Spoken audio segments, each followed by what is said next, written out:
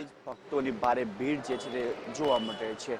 હાલ અમે ઉપસ્થિત છીએ નારણપુરા ખાતે આવેલ જે છે કામેશ્વર મહાદેવ. ત્યાં વહેલી સવારથી જ ભક્તો જે છે એ મહાદેવજીના મંદિરે પહોંચ્યા છે અને દૂધ બિલીપત્ર ચડાવીને પોતાની ધન્યતા જે છે અનુભવી રહ્યા છે. વહેલી સવારથી જ ભક્તોની ભારે ભીડ જોવા મળે છે. ખાસ કરીને હિન્દુ ધર્મની અંદર શ્રાવણ મહિનાનો જે પવિત્ર મહિનો હોય છે ત્યારે ખાસ કરીને આ મહત્વ વિશેષ હોય છે અને ભગવાન શંકરને બિલીપત્ર જે છે ચડાવવામાં આવતું હોય છે અને તેને લઈને પણ મહત્વ હોય છે. દાદા, પવિત્ર શ્રાવણ મહિનો અને આજે બીજો સોમવાર છે, શું કહેશો, કેટલો ઉત્સાહ? કારણ કે હિન્દુ ધર્મની અંદર શ્રાવણ મહિનો ખૂબ જ મહત્વ છે, કારણ કે તહેવારની પણ શરૂઆત થતી હોય છે. શ્રાવણ મહિનો પવિત્ર મહિનો છે. ભગવાન શિવની પૂજા કરવાની હોય છે. દિલથી દિમાગથી શિવજીને અર્પણ કરવાનું છે. જે કંઈ તમે લાવ્યો ફૂલ બેલપત્ર દૂધ જે બી લાવ્યો ચડાવવાનું છે. ભગવાનના મનને આપણા મનને શાંતિ મળે એના માટે પવિત્ર પૂજા કરવાની હોય. શ્રાવણ મહિનાનો અંદાજ અલગ જ હોય. શિવજીને જોઈને આનંદ થઈ જાય. આ મહિનો જ અલગ છે.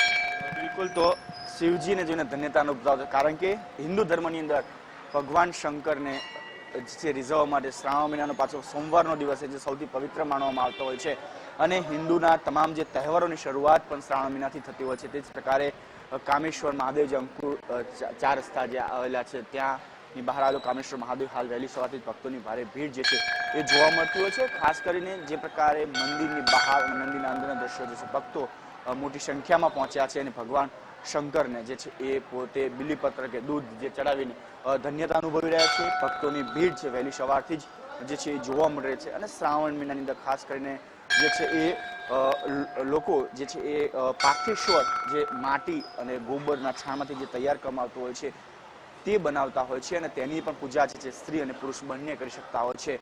પાર્થેશ્વર બનાવવાનો પણ મહિમા એક અલગ જ પ્રકારનો જોવા મળતો હોય છે, કારણ કે પાર્થિવની પૂજા કરવાથી અકાળ મૃત્યુનો ભય જે હોય છે તે સમાપ્ત થતો હોય છે અને દરેક વ્યક્તિ જે છે આની પૂજા કરતા હોય છે. શિવ મહાપુરાણમાં પણ લખવામાં આવ્યું છે કે પાર્થિવનું પૂજનથી તમામ દુઃખ જે દૂર થાય છે અને પોતાની જે મનોકામના હોય છે તે પૂર્ણ થતી હોય છે.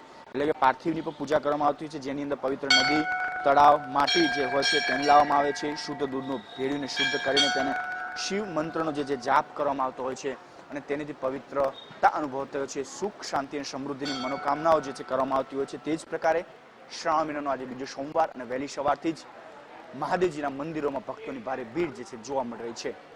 કેમેરામેન જય જાની સાથે રાહુલ ત્રિવેદી, ગુજરાત ફર્સ્ટ, અમદાવાદ.